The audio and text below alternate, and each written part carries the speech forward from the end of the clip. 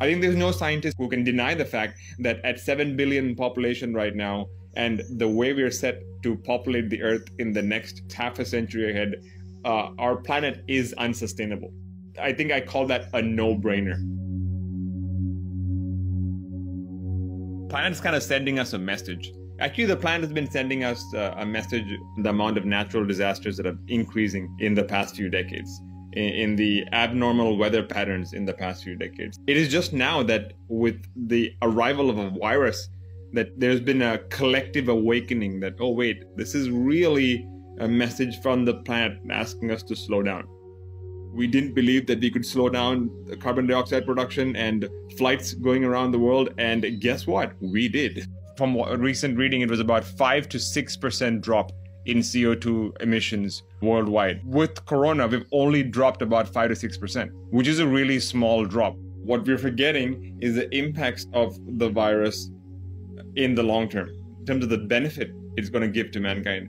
We're forgetting the fact that if we continued at the rate that we were going at, if it wasn't for the virus, the impacts would be so much worse. I hear people talk about how frustrated they are and are all just hoping for the virus just to end. I can't just go back to normal life. And I think that this will take some time. The important thing is for people to find new ways to accept this change in life, and to realize that there are new ways of doing things. We are still in the very early stages of the coronavirus, so therefore, the first things you'll see is just people frustrated of being inside their homes, and this is all because of the fact that we haven't analyzed our lives and questioning themselves on what the basic necessities of life are.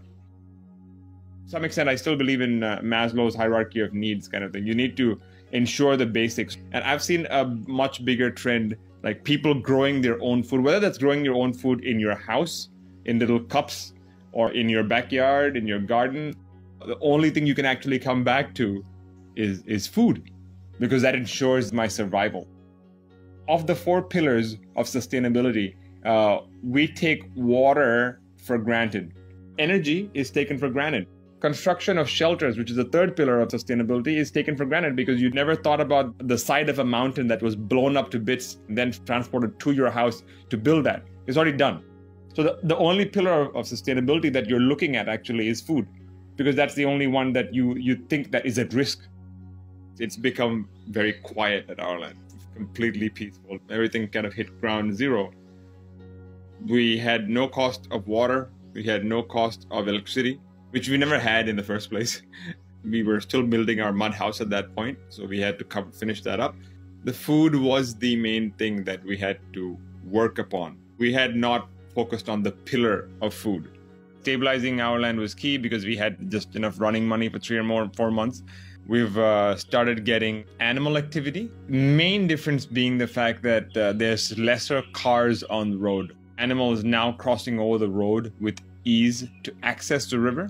So we've seen more elephants, we've seen, I guess even birds to some extent, because there's not that much traffic noise coming. So therefore they fly over with more comfort.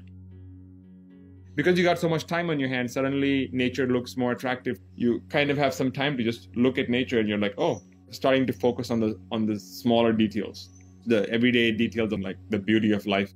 And nature actually is pretty much all around you.